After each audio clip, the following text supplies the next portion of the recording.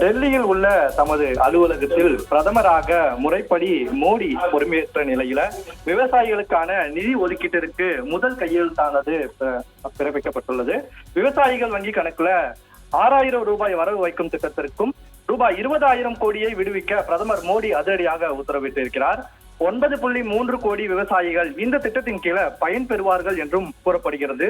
விவசாயிகளுக்காக தொடர்ந்து பணியாற்றி உள்ளதாகவும் பிரதமர் மோடி கூறியுள்ளார். விவசாயிகளுக்கு ஆண்டுக்கு 6000 என்று வழங்கப்படும் நிதி உதவியை உயர்த்தும் திட்டம் நடைமுறையில் ஈர்க்கப்படுகிறது. லோக்சபாவில் நேற்று மதியம் மத்திய அரசு விளக்கம் அளித்துள்ளது. பிரதமர் நரேந்திர மோடி தலைமையிலான மத்திய அரசு நாடு முழுவதும் உள்ள விவசாயிகளுக்கு சாகுபடி நேரத்தில் உதவும் வகையில் பிரதமரின் விவசாய உதவித்தொகை திட்டத்தை பிரதமர் கிசான் சம்மான் நிதி என்ற பெயரில் செயல்படுத்தி வருகிறது. இந்த நிலையில்தான் தான் கிராமப்புற பொருளாதாரத்தை மேம்படுத்தும் வகையில் விவசாயிகளின் கடனையிலும் ஊக்குவிக்கும் நோக்கில் இந்த திட்டம் கடந்த 2019ஆம் ஆண்டு மத்திய அரசு தொடங்கி இருக்கிறது. இந்த திட்டத்தின்படி தகுதியுடைய விவசாயிகளுக்கு 4 மாதங்களுக்கு ஒரு முறை 2000 ரூபாய் வீதம் ஆண்டுக்கு 6000 ரூபாய் என மத்திய அரசு வழங்கி வருகிறது. இந்த சூழலில் தான் விவசாயிகளுக்கு ஆண்டுக்கு 6000 ரூபாய் என்று வழங்கப்படும் நிதி உதவியை மேலும் கூட்ட வேண்டும் என்ற ஒரு